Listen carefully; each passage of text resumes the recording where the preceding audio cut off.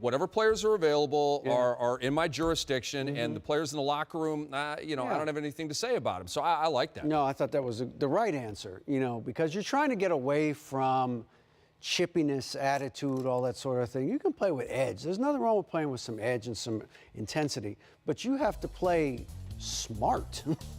It's an emotional game. We all understand that. And Bradley Beal, I'm sure for whatever reason thought that Draymond Green did something that he shouldn't have done. And he took umbrage to it, and he got him in the headlock. But all I'm saying is, there are times when you have to walk away from that. And you're playing against the defending world champs on the road, and you need everybody available to try and win that game. Bradley Beal cannot help his team from the locker room. Doesn't help him in the locker room. And so whatever happened, you got to go to the ref and say, look, tell him to knock it off, or I'll do it for you. But you got to give your team an opportunity to win that game in the second half. And all due respect to Draymond Green, who's an all-star, but Bradley Beal's more important to the Wizards than Draymond Green is to the Warriors. And I agree with you, David. And I agree that, and I feel that, regardless of what he said there in that press conference, he will address that very thing with Bradley. Maybe not in front of the team, maybe one-on-one. Yeah. The importance of keeping your composure and the very thing. Go to the official or, but just we need you. We have a thin bench. We need you out there on the court. And then when it gets chirpy, the trash talking and just getting engaged in a game in that regard, I'm not opposed to that, but it can become a distraction for a team like the Wizards who are trying to figure out how to get to that point where the Golden State Warriors are. Yeah. So it's just a lot of chirpiness and just things going back and forth. That's Draymond's game. You're playing his game. That's not Bradley Beal's game. Exactly. That's Draymond Green's game. Exactly. You playing his game. So he took the bait. Yes.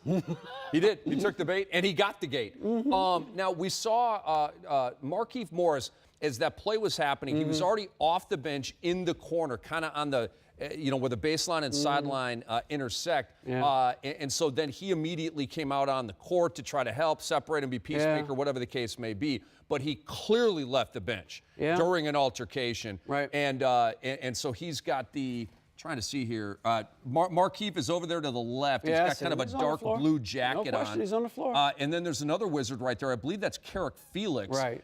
So some issues for them going forward. I would imagine, my guess will be, Markieff maybe gets suspended for a game when he comes back. I think Kelly Oubre might have some discipline because he threw some punches too. In that melee, in that wrestling match, he got a couple shots in. So yeah, they may be a couple players short, either for the Sacramento game or whenever Markieff gets back on the floor because he's still rehabbing. Yeah, no question. There was a play, and we got a chance to see it in slow motion, during the game. But Oubre looked like he might have connected with Klay Thompson while they were all trying to sort of get everybody situated.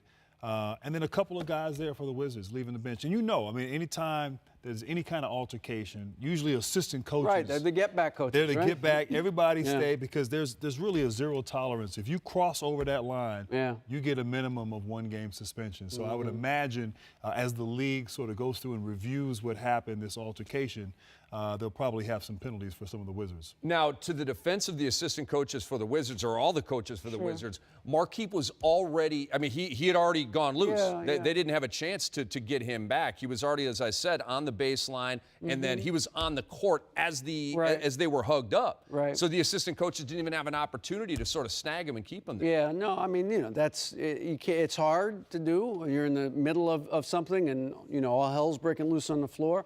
And yeah, I don't blame the coaches for not getting to him. And again, Markieff Morris, it's an emotional game, and he's not even playing. But you have to understand the situation, and you're on the bench. You can't come on the floor. You know that. Everybody knows that. So it's easy for me to say in the studio. Right. I get that. I understand that. But again, especially for Beal, you've got to know what you're doing out there, and you got to be able to handle it. It always makes me think back to Amari Stoudemire and Boris Diaw, the hip check, Orion Nash. It always takes me back to that moment. That cost you championships potentially, A lot of Phoenix fans think that did cost them a championship. You bring up some bad memories. Yeah. But no, you're right. And, first of all, Markieff is hurt, but he has some good reaction time. He was sure out did. Yeah, there it looked before pretty the officials, so clearly he must be close to getting back. But Yeah. no, you're right. I mean, you have to be smart in those situations, and there's plenty of examples, precedent, in years past, the Phoenix situation. You do like the fact that you're coming to the defense of your team. Sure, I you like the love that. fact, you like Sure. the idea that guys care for each other and want to protect one another, but you have to be smart in those situations.